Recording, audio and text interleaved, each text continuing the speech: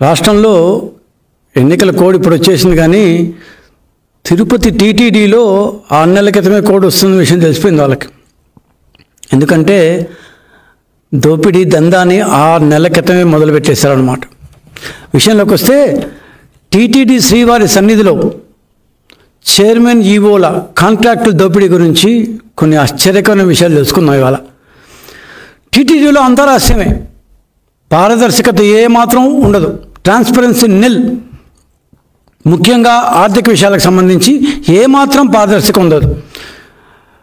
టీటీడీకి దేవదేవుని కోసం భక్తులు చెల్లించే ముడుపులు, హుండీ డబ్బులు కావచ్చు, రకరకాల మార్గాల ద్వారా భక్తులు చెల్లించే డబ్బులుకి సంబంధించి ఏమాత్రం జవాబుదారీతనం కనపడదు. ఎవ్రీథింగ్ ఈజ్ సీక్రెట్, పరమరహస్యం, ఎవ్వరికీ తెలియదు.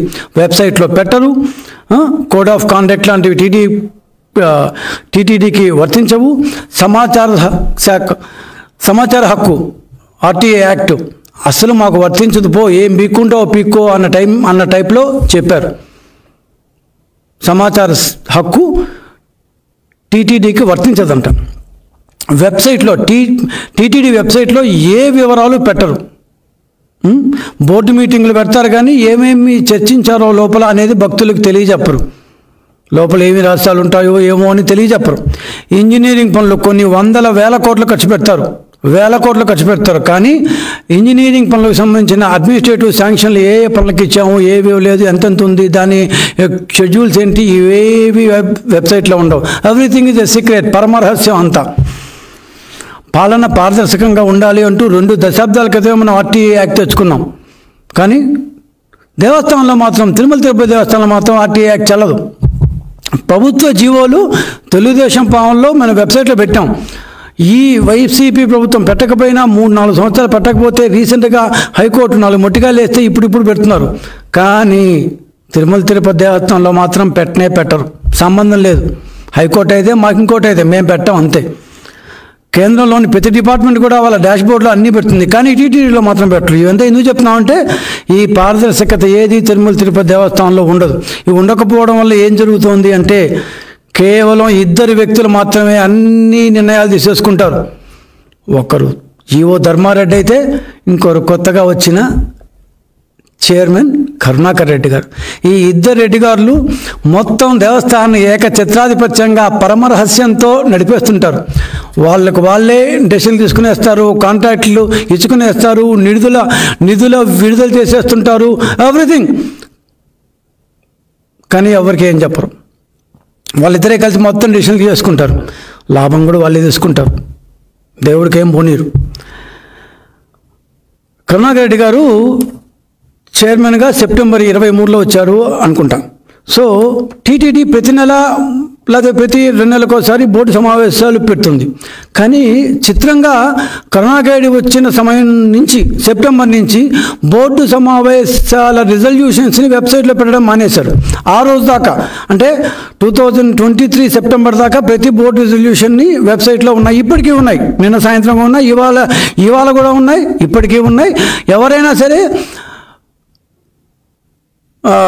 తిరుమల.orgలో వెళ్ళి చెక్ చేసుకుంటే కరుణాకర్ రెడ్డి గారు చైర్మన్గా వచ్చేంత దాకా మాత్రం బోర్డు రిజల్ట్స్ ఉన్నాయి. ఆ తర్వాత మాత్రం మాయమైపోయినా అసలు పెట్టడం మానేశారు. రహస్యం కదా.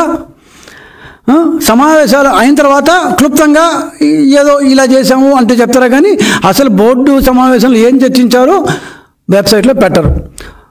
కరుణాకర్ రెడ్డి చైర్మన్ అయిన 3 నెలల్లోనే సుమారు 1300 కోట్ల రూపాయలు విలువైన కాంట్రాక్టులు ఇచ్చుకున్నారు, కానీ ఏ విషయం వెబ్సైట్లో ఉండదు. ఈవో ధర్మారెడ్డి మనోడే కాబట్టి చాలా భాగానికి అడ్మినిస్ట్రేటివ్ శాంక్షన్లు ఇచ్చేశారు, కానీ వివరాలు ఏవి కరుణాకర్ రెడ్డి గారు వచ్చినప్పటి నుంచి పొరపాటును కూడా ఉండవు. అసలు బోర్డు సమావేశాలు ఎన్నిసార్లు పెట్టారు, ఎప్పుడెప్పుడు పెట్టారు, ఏమీ ఉండవు, అంతా రహస్యం. చిత్రంగా మామూలుగా ఇందాక నేను చెప్పినట్టు మీటింగు ప్రతి నెలకో ప్రతి 2 నెలలకో ఒకసారి పెడతారు. కరుణాకర్ రెడ్డి గారు రాగానే, నేను స్టార్టింగ్లో చెప్పినట్టు ఒక 6 నెలల ముందే ఎలక్షన్ కోడ్ వస్తుందని తెలిసిపోయి టక పనులు చేసుకోవాలన్నట్టు కరుణాకర్ రెడ్డి గారు రాగానే 60 రోజుల్లో 4 సార్లు బోర్డు మీటింగ్లు పెట్టారు. టీటీడీ చరిత్రలో అదే ఫస్ట్ టైం. ప్రతి 15 రోజులకి ఒకసారి బోర్డు మీటింగ్లు పెట్టడం. బోర్డు మీటింగులు భక్తుల సౌకర్యార్థం ఏమన్నా చేయాలి అని పెట్టాలి, కానీ ఈఓ చైర్మన్లు తమ వర్కుల కోసం, కమిషన్ల కోసం ప్రతి 15 డేస్కి ఒక బోర్డు మీటింగ్ పెట్టారు. టేబుల్ అజెండా కింద కొన్ని 100 కోట్ల వర్కులు తెచ్చి ఆమోదింపజేసేసుకున్నారు. వివరాల్లోకి వెళ్తే సరే, ఒక్క క్షణం ధర్మారెడ్డి గారు సంగతి చూద్దాం. ఇప్పుడు చైర్మన్ గారు వచ్చినప్పటి నుంచి ఏదైతే బోర్డు రెజల్యూషన్లు, వెబ్సైట్లు మొత్తం అంతా రహస్యం అంటామో, దానికి ఇప్పుడు ఇది 2024 కాబట్టి 2022లో ఆయన ఈఓగా వచ్చినప్పటి నుంచి ఒక్క administrative sanction, engineering administrative sanction లేవు. జవహర్ రెడ్డి గారు ఈఓగా ఉన్నప్పటిదాకా, అంటే 2022 దాకా ప్రతి ఇంజనీరింగ్ వర్క్, దానికి అడ్మినిస్ట్రేటివ్ శాంక్షన్ ఏంటి, ఎంత ఇచ్చారు, దాని షెడ్యూల్ ఏంటి, దాని వర్కుల వాల్యూ ఎంత, జవహర్ రెడ్డి గారి ప్రస్తుతం చీఫ్ సెక్రటరీ జవహర్ రెడ్డి గారు ఉన్నప్పటిదాకా ఆయన్ని అభినందించాలి. ఖచ్చితంగా అన్ని వర్కులు వెబ్సైట్లో ఇంజనీరింగ్ అడ్మినిస్ట్రేటివ్ శాంక్షన్ ఉన్నాయి. కానీ ధర్మారెడ్డి గారు ఈఓగా ఛార్జీ తీసుకున్నప్పటి నుంచి గత 1.5-1.30 సంవత్సరంగా ఒక్క అడ్మినిస్ట్రేటివ్ శాంక్షన్ ఇంజనీరింగ్ వర్క్లకు సంబంధించి లేనే లేదు. అన్నీ మాయం. బోర్డు రెజల్యూషన్స్ ఉండవు, అది చైర్మన్ గారు పెట్టలేరు. ఈఓ గారు ఇంజనీరింగ్ వర్క్లకు సంబంధించిన శాంక్షన్లు ఏమేమి వచ్చాయి, టెండర్లు ఏమీ పెట్టలేరు. ఆర్టీఐకి అప్లై చేయలేము, టీటీడీకి వర్తించదు. సరే, ఇలా ఉన్నాగా ఎలక్షన్లు వస్తాయి ముందే తెలుసు కాబట్టి చైర్మన్ కొడుకు కరుణాకర్ రెడ్డి గారి కొడుకు అభినయ్ రెడ్డి ఎమ్మెల్యే అభ్యర్థి అవుతారని వాళ్ళకి ముందే తెలుసు కాబట్టి ఈఓ చైర్మన్లు కలిసి బడ్జెట్కు సంబంధం లేకుండా కొన్ని 100 కోట్ల రూపాయలు విలువైన కాంట్రాక్టులను తమ వారికి ఇచ్చుకునేశారు. వాళ్ళ దగ్గర నుంచి కమిషన్లు కూడా కొట్టేశారు. ఇదేదో ఆషామాషిగా నేను చెప్పటం లేదు, ఖచ్చితంగా వాస్తవాలతో సహా చెప్తున్నాం. బోర్డులో లేవు, బోర్డు రెజల్యూషన్ లేవు, ఇంజనీరింగ్ శాంక్షన్లు కూడా వెబ్సైట్లో పెట్టలేదు. కానీ ఎందుకు పెట్టలేదంటే ఇవన్నీ తెలిసిపోతాయని చెప్పి పెట్టలేదు. మొత్తం బడ్జెట్లో 3వ వంతు అదనపు బడ్జెట్కి రాష్ట్ర ప్రభుత్వం అనుమతి కూడా తీసుకోకుండా 1,233 కోట్ల రూపాయలని కేటాయించుకున్నారు. అభివృద్ధి పరిపాలన అనే ముసుగులో చైర్మన్ కరుణాకర్ రెడ్డి గారు తన కొడుకు గెలుపు కోసం తిరుమలలో ఏదో చేసేస్తే తనకు ఓట్లు పడిపోతాయి అంటూ తిరుపతికి సంబంధించిన ప్రభావితం చేసే ఎన్నో నిర్ణయాలను గత 6 నెలలుగా తీసేసుకున్నారు. వచ్చిన నెలలోనే సెప్టెంబర్లో ఈఓగా చైర్మన్గా ఛార్జ్ చేసుకున్నారు. 702.11 కోట్ల రూపాయలు విలువ చేసే వర్కులను ఆమోదింపజేసుకున్నారు. 2023-24 సంవత్సరానికి మొత్తం ఇంజనీరింగ్ బడ్జెటే 300 కోట్లు. అప్పటికే 575 crores సుబ్బారెడ్డి గారు లాక్కొస్తే ఈయన రాగానే ఎక్స్ట్రాగా ఒక్క నెలలోనే సెప్టెంబర్లోనే 702.11 కోట్లు, అక్టోబర్లో 96.61 కోట్లు, నవంబర్లో 435 కోట్లు. వీళ్ళ నాన్న సొమ్ము, అది దేవుడి సొమ్ము కాదు, వీళ్ళ నాన్న సొమ్ము. వీళ్ళ అబ్బాయి కోసం కడుపు కాలిపోతుంది. వచ్చిన తిరుపతిలోని 3 సత్రాలు ఉండేవి. 1వ సత్రం కొట్టేసి కొత్త కట్టారు. 2-3 సత్రాలు డిఆర్ మాల్ గేటు ఆపోజిట్గా రైల్వే స్టేషన్ పక్కన ఉన్నాయి. సో ఈ 2-3 సత్రాలని ఆగమేఘాల మీద యుద్ధ ప్రాతిపదికన వార్ ఫుటింగ్ మీద కూల్చేశారు. అక్కడ కొత్తగా 2 సత్రాలు ఒక్కొక్కటి 300 కోట్లతో కట్టేయాలంట. మేము చాలామంది టీటీడీకి చెందిన మాజీ చీఫ్ ఇంజనీర్లు కూడా కనుక్కున్నాం, ఏంది అసలు పరిస్థితి, అవేం కూలిపోయేట్టున్నాయని. లేవు, దాని మీద 2 అంతస్తులు కూడా ఎక్స్ట్రా వేసుకోవచ్చు, అంత బాగున్నాయి అవి. ఒకవేళ కొట్టేయాలంటే, కొత్తవి కట్టాలంటే, శ్రీనివాసమ్మారో మాధవమ్మారో ఇంకోటి ఏమైనా కట్టాలంటే ముందు ఒకటి కొట్టేసి అక్కడ అది కట్టి తర్వాత ఇంకొక సత్రం కొట్టేస్తే బాగుండేది, ఒకవేళ కొట్టాలనుకుంటే.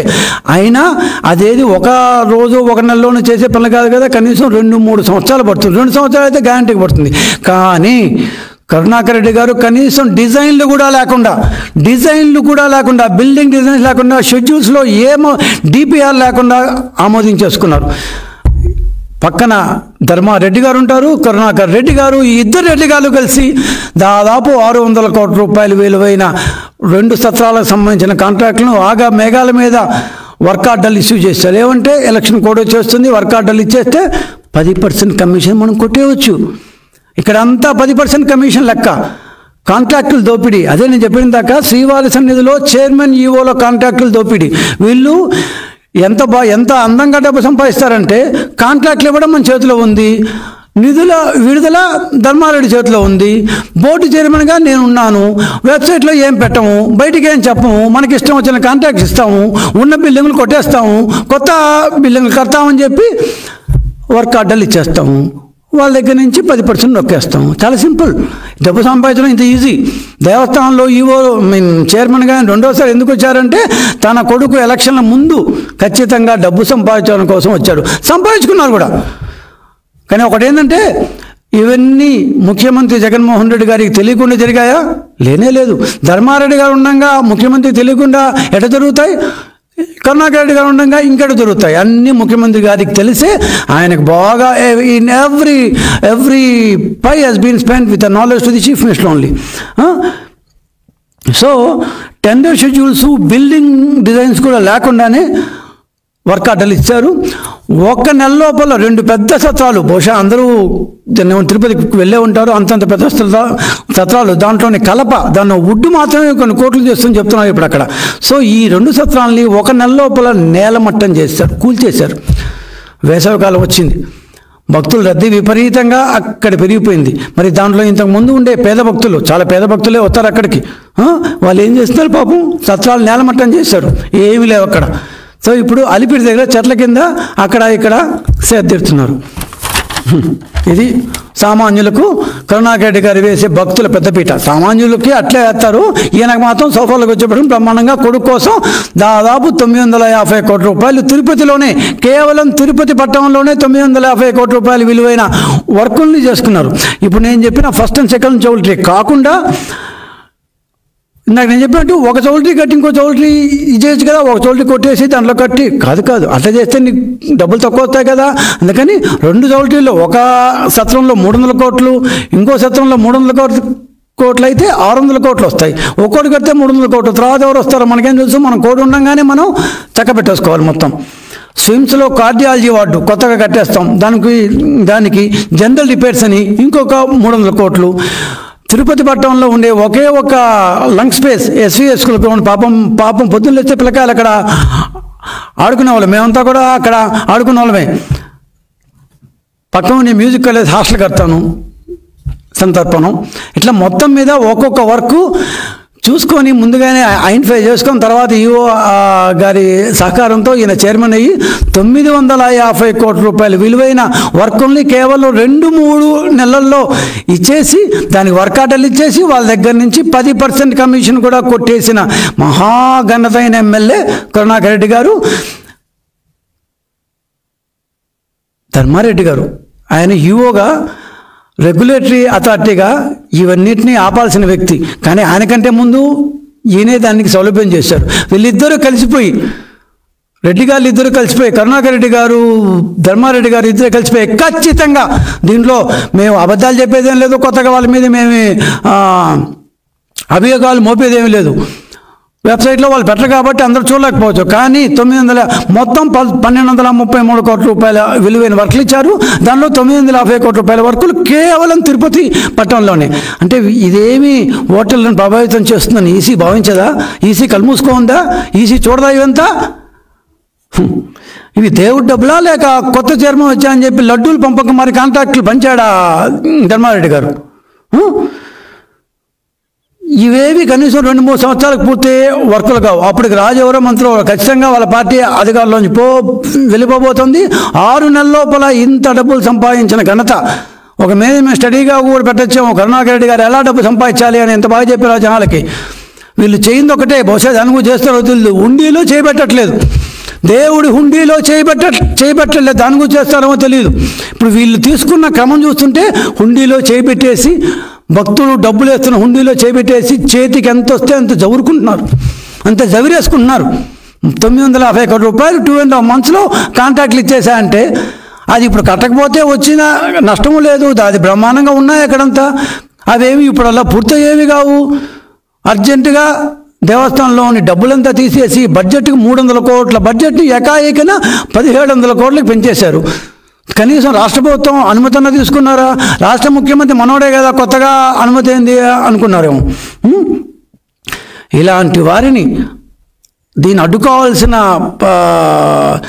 ఏమంటారు ప్లేస్లో ఉన్న ధర్మారెడ్డి లాంటి వారిని బదిలీ చేయడానికి బదులు, చర్యలు తీసుకోవడానికి బదులు సాక్షాత్తు ముఖ్యమంత్రే ఈయన ఇంకొక 6 వారాలు ఉంటే ఆయన రిటైర్మెంట్కి అయిపోతుంది, ఆయన్ని బదిలీ చెయ్యొద్దు అని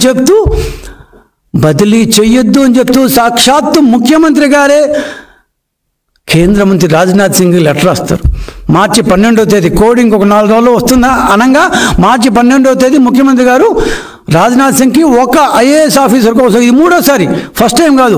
2020లో ఒకసారి రాశారు, 22లో ఒకసారి రాశారు, అప్పట్లో డైరెక్ట్గా ప్రధానమంత్రి గారు రాశారు, ఇది 3వసారి. ఒక వ్యక్తి కోసం టీటీడీ యుఓ కోసం సాక్షాత్తు ముఖ్యమంత్రి గారే కలగజేసుకొని సొంతంగా ఆయన స్వహస్తాలతో సంతకం పెట్టి పైన రాజ్నాథ్ సింగ్ ది అంటూ ఆయనకు అభ్యర్థిస్తూ, ఈయన లేకపోతే ఇక్కడ ఏమో అయిపోతుంది, దర్శనాలు జరగవు, వేసవికాలంలో కష్టమైపోతుంది అంటే పుట్టినప్పటి నుంచి ఏమంటారు ఇక ధర్మారెడ్డి గారే మొత్తం చూసుకుంటున్నట్టు ఇలాంటి వాళ్ళని బదిలీ చేయాల్సింది పోయి లెటర్లు రాస్తారు. సో గత 6 నెలలుగా వీళ్ళిద్దరూ కలిసి తీసుకున్న నిర్ణయాలను ఈసీ మళ్ళీ సమీక్షించాలి. ఎందుకంటే ఎలక్షన్లకు 6 నెలల ముందు ఇంత పెద్ద ఎత్తున ఇంతవరకు ఎవరు చేసిండ్రు? ప్రతి నిర్ణయం తన కొడుకు తన తర్వాత ఎమ్మెల్యే కావడానికి కోసం కరుణాకర్ రెడ్డి గారు తీసుకున్న ఆర్థికపరమైన నిర్ణయాలు ఇవన్నీ. ఇన్ని ఆర్థికపరమైన నిర్ణయాలు తన సొంతాని కోసం, తన కొడుకు పోటీ చేస్తున్న తిరుపతి నియోజకవర్గాన్ని ప్రభావితం చేయడం కోసం తీసుకుంటున్నప్పుడు ఈసీ ఎందుకు ఈ కళ్ళు మూసుకొని ఉండిపోయింది? ఎందుకు పట్టించుకోవట్లేదు? ఇలా దుర్వినియోగం చేస్తుంటే రెగ్యులేటరీ అథారిటీగా ఉన్న ధర్మారెడ్డి గారు ఏమి చేయకుండా ఉంటే రాష్ట్ర ప్రభుత్వం ఎట్లా పట్టించుకోదు? కనీసం ఈసీ అన్నా పట్టించుకోవాలి కదా, ఈసీ కూడా పట్టించుకోదా? దేవస్థానం బడ్జెట్ని వైసీపీ ఎలక్షన్ బడ్జెట్ మరి మార్చేశారు. కేవలం అభినయ్ రెడ్డి గారి కోసమే ఈ మొత్తం 1233 కోట్లు దేవస్థానం బడ్జెట్ పెట్టినట్టుంది. ఆయన అక్కడ వాళ్ళ అబ్బాయి కరుణాకర్ రెడ్డి వాళ్ళ అబ్బాయి దాన్ని ఎలక్షన్లో పోటీ చేస్తున్నారు కాబట్టి అక్కడ మనం 4 డబ్బులు ఖర్చు పెడితే మంచి ఓట్లు పడతాయని చెప్పి పెట్టినట్టుందే కానీ ఇంక దానికి వేరే అర్థమే లేదు. ముఖ్యమంత్రికి ఏం కావాలో అన్నీ అమర్చి పెడుతున్నాడు కాబట్టి కేంద్ర రాష్ట్ర నిబంధనలు ధర్మారెడ్డికి వర్తించవా? మిగతా ఆఫీసర్లు, ఉద్యోగులు వీళ్ళందరికీ వర్తించే నిబంధనలు ధర్మారెడ్డి గారు వర్తించవా? ధర్మారెడ్డి గారు మాత్రం నిబంధనలు అన్నిటికీ అతీతుడా? ముఖ్యమంత్రి గారి దృష్టిలో మాత్రం అట్లే ఉంది. కనీసం చీఫ్ ఎలక్షన్ కమిషన్ అన్న, సెంట్రల్ ఎలక్షన్ కమిషన్ అన్న పట్టించుకోకపోతే మిగతా ఆఫీసర్లు చేస్తున్న బదిలీలకు అర్థమే ఉండదు. వాళ్ళని మాత్రం బదిలీ చేయాలి, ఈయన మాత్రం చేయకూడదా? చేసేవన్నీ అదేదో పనులు, దాన్ని ఏమంటారు, దూరేది మాత్రం ఇంకో చోట అన్నట్టు. పైకేమో పెద్ద ఈవో, ఆయన ఒక చైర్మన్, చేసేది మాత్రం ఇద్దరు సొంతానికి కాంట్రాక్ట్లు ఇప్పించుకోవడం. సరే, ఇది పక్కన పెడితే టీటీడీ ఒక ధార్మిక సంస్థ. భక్తుల మంచి కోసం ఏర్పడ్డ ధార్మిక సంస్థ. టీటీడీ ధార్మిక సంస్థకి ఏ రకమైన రాజకీయాలు ఉండవు. సో టీటీడీ లాంటి ధార్మిక సంస్థలో ఉన్న చైర్మన్ అనే వ్యక్తి కూడా ఒక పార్టీకి సంబంధించిన వ్యక్తి అయినప్పటికీ కనీసం in his profession as a చైర్మన్గా ఉన్నప్పుడు కనీసం ఆయన నేను చైర్మన్ని, నేను రాజకీయ నాయకుడిని కాను అన్నట్టుగా ప్రవర్తించాలని, ఇట్ ఈజ్ అపొలిటికల్ పొజిషన్ ఉంటారు, అంటే రాజకీయేతర పొజిషన్. కానీ గత వారం రోజులుగా తిరుపతి పట్టణంలో లేకపోతే చుట్టుపక్కలంతా కలిసి కరుణాకర్ రెడ్డి గారు బ్రహ్మాండంగా ఎలక్షన్ ప్రచారాన్ని కొడుకు కోసం చేసేస్తున్నాడు. సార్, ఒక్కసారన్నా ఆలోచించారా మీరు? అరే, నేను దేవస్థానానికి చైర్మన్ని, నేను భక్తులందరికీ సంబంధ బాంధవులని, భక్తులకి దేవస్థానానికి సంధానకర్తని, నేను ఒక పార్టీ తరఫున వకాల్తా పుచ్చుకొని స్టేట్మెంట్లు ఇవ్వచ్చా? నేను ఒక పార్టీ తరఫున వకాల్తా పుచ్చుకొని పక్క రాజకీయ పార్టీని తిట్టచ్చా? ఇది చేస్తే నేను 20,000 మంది ఉద్యోగులకు టీటీడీలో నేను అడ్మినిస్ట్రేటివ్ హెడ్గా నేను కానీ, అంటే దాని చైర్మన్ కానీ ధర్మారెడ్డి కానీ వీళ్ళిద్దరూ అడ్మినిస్ట్రేటివ్ హెడ్స్గా ఉన్నారు కదా, ఈ టైప్లో వస్తే అది ప్రభావితం చేస్తున్నట్టు కదా అని ఈసీ అన్నా ఆలోచించిందా? ఆయన మాత్రం హ్యాపీగా తన కొడుకు కోసం ప్రచారం చేసుకుంటున్నాడు. ఈ ధార్మిక సంస్థ టీటీడీ చైర్మన్గా ఆయన మాట్లాడే మాటలు రాష్ట్రం అంతా పోతాయి. ఎందుకంటే రాష్ట్రం అందరూ భక్తులు ఉంటారు కదా. ఆయన తిరుపతి పౌరుడు కావచ్చు, కానీ ఆయన పౌరుడు మాత్రమే కాకుండా ఒక ధార్మిక సంస్థ చైర్మన్ కూడా. ఆ స్థానం నుంచి ఒక పార్టీకి మద్దతుగా ఏ విధంగా మాట్లాడతాడు ఆయన? ఇది చైర్మన్గా ఎమ్మెల్యేగా కాన్ఫ్లిక్ట్ ఆఫ్ ఇంట్రెస్ట్ అంటారు. కాన్ఫ్లిక్ట్ ఆఫ్ ఇంట్రెస్ట్ కాదా? చైర్మన్ గారి బుర్రలో ఈ ఆలోచన రాలేదా? కనీసం ఈసీకి రాలేదా? రాష్ట్ర ప్రభుత్వానికి రాలేదా? కానీ చైర్మన్ ఆఫ్ ఆ టీటీడీ, అదొక ధార్మిక సంస్థ, స్పిరిచువల్ ఆర్గనైజేషన్ చెందిన ఆధ్యాత్మిక సంస్థది.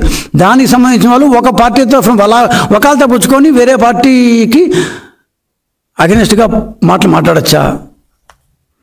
ఇది కోడ్ వైలేషనే కాదు. కోడ్ వైలేషన్ సంగతి పక్కన పెట్టండి, టీటీడీ చట్టంని కూడా ఆయన వైలేట్ చేస్తున్నాడు. ఇది violating the law of TTD. EC should understand how crucial it is to stop this anarchy in the name of unhealthy democracy. చైర్మన్గా దేవాలయ పరిపాలనా వ్యవస్థ తప్ప మిగిలినవేవి ఆయన మాట్లాడకూడదు కదా. టీటీడీ చైర్మన్గా కోట్ల కొలది భక్తులతో సంబంధ బంధాలు ఉన్న ఒక వ్యక్తి ఇలా ఒక రాజకీయ పార్టీగా ఎలా మాట్లాడతాడు? తద్విరుద్ధమైన ట్విన్ పోస్ట్, ఒకటికొకటి సంబంధం లేని ట్విన్ పోస్ట్, ఎమ్మెల్యే చైర్మన్ రెండు ఒక వ్యక్తికి ఇవ్వడమే తప్పు. రెండు అది పక్కన పెడితే ఆ తిరుపతికి చెందిన వ్యక్తి, ఆయన తిరుపతికి చెందిన వ్యక్తి, ఆయన కొడుకు అక్కడ పోటీ చేస్తున్నాడు, ఆయన ఎమ్మెల్యే, ఆయన చైర్మన్ కూడా. అన్ని పొజిషన్లు ఆయన దగ్గర పెట్టుకొని నేను ఈ చేత్తో నేను దేవస్థానం, ఈ చేత్తో మా అబ్బాయి, ఈ చేత్తో నేను మాట్లాడతాను, ఈ చేత్తో దేవస్థానానికి సంబంధించిన కాంట్రాక్ట్లు తీసుకుంటాను, ఈ చేత్తో మా అబ్బాయి ప్రచారం చేసుకుంటాను. ఏమన్నా అర్థం ఉందా అండి? బుర్ర ఉండే వాళ్ళకి ఏమన్నా అనిపిస్తుందా? సిగ్గు లేదు అసలు మీకు? I'm sorry to use this word. కనీసం ఆలోచించరా కన్నారెడ్డి గారు? లక్ష్మణ రేఖ, మీరు లక్ష్మణ రేఖ దాటకుండా చూడాల్సిన బాధ్యత మీ యొక్క వ్యక్తిపరంగా మీ యొక్క బాధ్యత. చైర్మన్గా ఉన్నారు, ఎమ్మెల్యేగా ఉన్నారు, మీ అబ్బాయి పోటీ చేస్తున్నారు. ఈ మూడు దీన్ని మీరు ఏమంటారు మేనేజ్ చేసుకొని లక్ష్మణ రేఖ దాటకుండా ఉన్నారు. కానీ మీరు లక్ష్మణ రేఖ అసలు మీకు రేఖే లేదు, మీరు అసలు గీతే లేదు మీకు. అక్కడ పడితే కాంట్రాక్టులు సొంతానికి ఇచ్చేసుకోవాలి, మీ అసలు గీత ఏందండి? కానీ లక్ష్మణ రేఖ దాటకుండా చూసుకోవాల్సిన బాధ్యత సెంట్రల్ ఎలక్షన్ కమిషన్కి, స్టేట్ ఎలక్షన్ కమిషన్కి ఉంది కదా. మరి వాళ్ళు ఏం చేస్తున్నారు? కనీసం ఈసీ చైర్మన్ యాక్టివిటీస్ మీద ఒక కన్ను వేసి ఆ లక్ష్మణ రేఖ దాటకుండా చూసిన బాధ్యత అయితే ఉంది కదా. లేదా కనీసం ఎన్నికలు అయ్యేంత దాకా చైర్మన్ని పక్కన పెట్టాలి. This is the demand of TDP, not only TDP. కనీసం టీటీడీ మీద ఏమాత్రం ప్రేమ, ఏమాత్రం బాధ్యత ఉన్న ప్రతి ఒక్క పౌరుడు ఇదే కోరుతాడు. మీకు అంతగా టీటీడీ చైర్మన్ మీకు ఇచ్చారు, ఆయన ముఖ్యమంత్రి ఇచ్చుకున్నారు, మీ ఇష్టం. కానీ టీటీడీ చైర్మన్గా ఉంటూ మీరు నేను ఎన్నికల ప్రచారంలో మా అబ్బాయి తరఫున చేయాల్సిందే ప్రచారం అంటే కనీసం టీటీడీ కన్నా ఈ 1.5 month 2 months పాటు దూరంగా ఉండండి. CEC has to take a decision to keep him aside. పక్కన పెట్టాల్సిన అవసరం అయితే ఉంది. దీనికి ఇట్లా పక్కన పెడితే దీనికి ఇంతకుముందు ఇట్లాంటి ప్రెసిడెన్స్ ఏమీ లేదు అని వాదిస్తారేమో. కానీ అలా ఊరుకోకూడదు. ఎందుకంటే ఇంతవరకు ఈ రోజు దాకా టీటీడీలో చైర్మన్గా ఉంటూ అతనే తిరుపతి వాస్తవ్యుడుగా ఉంటూ అదే వ్యక్తి ఎమ్మెల్యేగా ఉంటూ తన సొంత కొడుకే ఎమ్మెల్యేగా పోటీ చేసిన సందర్భం ఇప్పటిదాకా అయితే లేదు. సందర్భం వచ్చింది కాబట్టి రూల్స్ కూడా రావాలండి. రూల్స్ ఎక్కడి నుంచో రావు కదా. రూల్ సందర్భం వచ్చింది కాబట్టి టీటీడీ చైర్మన్ని పక్కన పెట్టాలి. చివరి 6 నెలల్లో ఆయన తీసుకున్న డెసిషన్లన్నీ చూస్తే ఒకసారి పరిశీలిస్తే ఆయన ఎందుకు పక్కన పెట్టాలో గ్యారంటీగా వస్తుంది. ఇంకా లాస్ట్ ధర్మారెడ్డి గారు ట్రాన్స్ఫర్ చేయరా, ఇది ఒక 3-4 రోజుల నుంచి చాలాసార్లు మాట్లాడుకున్నారు. ఆయన ఒక 2-3 మాట్లాడంటే ధర్మారెడ్డి గారు గత 20 సంవత్సరాల్లో 2004 నుంచి 2024లో సగం పాటు 9.5 సంవత్సరం పాటు ఆయన దేవస్థానంలో జేఈఓ ఆ పైన హోదాల్లో పనిచేశారు. ట్రూ. గత 20 సంవత్సరాల్లో ధర్మారెడ్డి గారు ఆ డిఫెన్స్ ఎస్టేట్లో ఆయన చేసిన ఉద్యోగంలో ఏం పొడిచాడో మాకే తెలియదు. కానీ సగం టైం ఆయన ఇక్కడే ఉన్నాడు. 2004 నుంచి 2006 దాకా, 2008 నుంచి 2010 దాకా. అప్పుడు కూడా అదేదో టికెట్ స్కామ్లో ఒక కాంట్రాక్ట్ ఎంప్లాయీ అనుకుంటాను అతను ఆత్మహత్య చేసుకుంటే అప్పుడు ఇతన్ని బదిలీ చేశారు. కానీ మళ్ళీ 2019లో మన ఈ జగన్మోహన్ రెడ్డి గారు రాగానే అప్పటి నుంచి ఇక్కడ జేఈఓ, అడిషనల్ ఈఓ, ఇప్పుడు ఈఓ. బోర్డు చేత ఒక రెజల్యూషన్ తయారు చేసుకున్నారు. వాళ్ళే కదా బోర్డు రెజల్యూషన్ బయట కూడా పెట్టరు కదా, మన ఇంటర్నెట్లో ఏముండవు. దాని ప్రకారం ఏమంటే వచ్చే 2 నెలల పాటు ఏ సిఫార్ల సూత్రాల మీద దర్శనాలు ఇవ్వరు. ఫేర్ అండ్ బాగుంది కూడా, కానీ ఇస్తారంట. ఈఓ డిస్క్రిషనరీ కోటా అంటే ఈఓ విచక్షణ మీద ఆధారపడి ఆయన ఇవ్వచ్చంట. అంటే ఏంటి, ఈఓకి ఇష్టమైతే ఇస్తాడు, లేకపోతే ఇవ్వడు. ఈఓకి ధర్మారెడ్డికి ఎవరికి ఇష్టమైతే వాళ్ళకి ఇస్తారు, వీళ్ళకి ఇస్తారు, ఇంకోటికి ఇవ్వడే. నువ్వు అంటే నాకు ఇష్టం, నీ ఫేస్ నచ్చలేదు, నేను నీకు ఇవ్వను పో, నువ్వు అసలు టీడీపీ వాడి అంటాడు. ఆయన చేసే పని అదే కదా. 5 సంవత్సరాలు ఇదే పని చేస్తున్నాడు, ఇప్పుడు ఇదే పని చేస్తారు. ఎలక్షన్ కోడ్ వచ్చిన తర్వాత అంతటి విచక్షణ అధికారం ఒక వ్యక్తికి వచ్చా? దర్శనాల కోటా కూడా అంటే ఇంకా ఆయనకు అన్నీ ఉన్నాయి, ఏమి లేవు ఆయన దగ్గర. అంటే కోడ్ అనేది దాని ఎలక్షన్ కోడ్ అనేది టీటీడీకి వర్తించదా, లేకపోతే ధర్మారెడ్డికి వర్తించదా? ఆయన ఆల్ ఇన్ ఆల్ అన్నిటికీ అతీతుడా? సీట్ అనే విషయాలు ఎందుకు పిడుచుకోదండి? కోడ్ రావడానికి 4 రోజుల ముందే ఈ ధర్మారెడ్డి గారిని ఇంకొక 6 వారాల పాటు ఎక్స్టెండ్ చేయాలి అని ఇందాక నేను చెప్పినట్టు రాజ్నాథ్ సింగ్ గారికి సాక్షాత్తు ముఖ్యమంత్రి ఉత్తరం రాస్తారు. ఖచ్చితంగా సీఎం గారు రాసిన ఈ ఉత్తరం మీద విచారణ జరగాలి. ఎందుకంటే సీఎం ఉత్తరం రాసింది మార్చి 13వ తారీఖు, కోడ్ వచ్చింది మార్చి 18. ఈయన దగ్గర నుంచి పోయేబడి 3 రోజులు ఖర్చు ఉంటుంది అక్కడికి. ఇప్పుడు ఇవాళ 26, దేశమంతా ఎన్నికల కోడ్ ఉంది. మరి కేంద్ర ప్రభుత్వం మాత్రం how can the central government take a policy decision? ఒక వ్యక్తిని డిప్యూటేషన్ మీద ఎక్స్టెండ్ చేయాలి అన్న పాలసీ డెసిషన్ని కోడ్ వచ్చిన తర్వాత సెంట్రల్ గవర్నమెంట్ మాత్రం ఎలా తీసుకుంటుందని సీఎం గారు అనుకున్నారు. అంటే ఏదో ఒక విధంగా సెంట్రల్ గవర్నమెంట్ని మభ్యపెట్టి మాయ చేసి 2020లో ఒక ఎక్స్టెన్షను, 2022లో ఇంకో ఎక్స్టెన్షను, 2024లో ఇంకో ఎక్స్టెన్షను. అంటే భారతదేశంలో ధర్మారెడ్డి గారిని మించిన వ్యక్తి లేరంట. ఆంధ్రప్రదేశ్లో అయితే అసలే లేరు. సాక్షాత్తు సీఎం గారు ఏమంటారు, ఆయన సంతకం పెట్టిన దీంట్లో ఇంకెవ్వరూ లేరు, ఈయనే ఉండాలి అని చెప్పి రాశారు. మా కర్మ కాకపోతే ఏమి అంటే ఏం ధర్మారెడ్డి ఒక్కడే ఉండాలా, ఇంకెవ్వరు అసలు ఉండకూడదా? ఐఏఎస్ ఆఫీసర్లు అసోసియేషన్ వాళ్ళు ఏం చేస్తారండి? ప్రతి చిన్న విషయానికి వచ్చి మీరు ప్రెస్ కాన్ఫరెన్స్ పెడుతుంటారే, మీరు అందరూ పనికి రాని వాళ్ళు. ధర్మారెడ్డి ఒక్కడే డిఫెన్స్ ఎస్టేట్ నుంచి వచ్చిన ధర్మారెడ్డి ఒక్కడే సూపర్ సానిక్ పర్సన్ అన్నట్టుగా చెప్తుంటే మీరేం మాట్లాడరా? ప్రతిదానికి వచ్చి ఏదో మాట్లాడుతుంటారు. రాష్ట్ర ఎన్నికల కమిషన్ కేంద్రంతో సంభాషణ చేసి డైలాగ్ నడిపి మేము పార్టీ తరఫున చెప్పిన ఈ విషయాలన్నిటి మీద తీసుకొని కోడ్ ఆల్రెడీ ఫోర్స్లో ఉన్నప్పుడు సెంట్రల్ గవర్నమెంట్ ఈ రకమైన డెసిషన్ తీసుకోకూడదని చెప్పాల్సిన అవసరం ఉంది. దీని మీద ఖచ్చితంగా మేము జాతీయ స్థాయి వరకు తీసుకుపోదలుచుకున్నాం. అసలు కోడ్ వచ్చేస్తుంటే ఒక సీఎంగా ఉండి డెప్యుటేషన్ లాంటి నిర్ణయాల మీద లెటర్ రాయడం అనేది ఎంత క్లోజ్గా అయితే ఈయనకి ఎంత ఏమంటారు జిగ్రీ దోస్తు కాకపోతే, లేకపోతే ఈయనకి ఎన్ని సంబంధ బంధం లేకపోతే ముఖ్యమంత్రి కోడ్ వస్తుంది అన్నప్పుడు అదరాబదరగా లెటర్ రాస్తారు. ఏమున్నాయో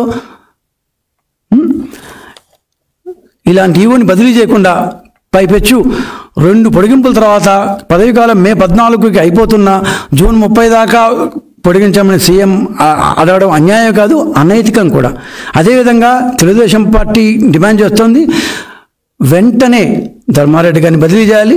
గత 6 నెలలుగా చైర్మన్ కరుణాకర్ రెడ్డి గారు, ఈఓ ధర్మారెడ్డి గారు తీసుకున్న 1233 కోట్ల రూపాయల కుంభకోణాన్ని పూర్తిగా ఆపేయాలి. ఆల్రెడీ 2, 3 నెంబర్ సత్రాలను తిరుపతిలో కూలగొట్టారు, నేలమట్టం చేశారు. ఇప్పటికన్నా ఆ వర్క్స్ని స్టాప్ చేసి దాని మీద విచారం చేసి ఎంతవరకు అవసరమో ఏవే ఉన్నాయో ఒక్కసారిగా బడ్జెట్కు సంబంధం లేకుండా కరుణాకర్ రెడ్డి ధర్మారెడ్డి కలిసి ఇంత కుంభకోణాన్ని శ్రీవారి సన్నిధిలో ఇంత పెద్ద కుంభకోణాన్ని ఎలా చేస్తున్నారో దానికి సహాయం ఎక్కడి నుంచి వస్తుందో ఇవన్నిటి మీద పూర్తి స్థాయిలో విచారణ జరపాలి. ప్రస్తుతానికి కరుణాకర్ రెడ్డి గారిని పక్కన పెట్టాలి, ఈఓ గారిని బదిలీ చేయాలి. ఇది టీటీడీకి సంబంధించి, భక్తులకు సంబంధించి, వెంకటేశ్వరకు సంబంధించి కోరుకుంటోంది. ఫైనల్గా వెంకటేశ్వర ఆపద మొక్కులు వాడ, అనాథ రక్షక, గోవింద గోవింద అని ప్రతి ఒక్కరు ప్రార్థిస్తారు కదా. ఈ రాష్ట్ర ఆంధ్రప్రదేశ్ ప్రజలు కూడా జూన్ దాకా నిన్ను నువ్వే రక్షించుకో స్వామి, నిన్ను నువ్వే రక్షించుకో స్వామి. ఎందుకంటే నీ డబ్బులకి నీదికి ఎవరికి రక్షణ లేదు. ఇందాక నేను చెప్పాడు, హుండీలో కూడా చేపెట్టి తీసేసే స్థాయికి వచ్చేశారు. సో నీ డబ్బుల్ని నువ్వే రక్షించుకోవాలి, నీ ఆస్తులు నువ్వే రక్షించుకోవాలి స్వామి, గోవిందా గోవిందా నిన్ను మొక్కడం తప్ప ఆంధ్రప్రదేశ్ ప్రజలు జూన్ దాకా చేయగలిగింది ఏం లేదు. సెంట్రల్ ఎలక్షన్ కమిషన్, కేంద్ర ప్రభుత్వం ఇప్పటికైనా కలవ చేసుకొని దేవుడి సొమ్ము కాపాడాల్సిన అవసరం ఉందని తెలుగుదేశం పార్టీ డిమాండ్ చేస్తుంది.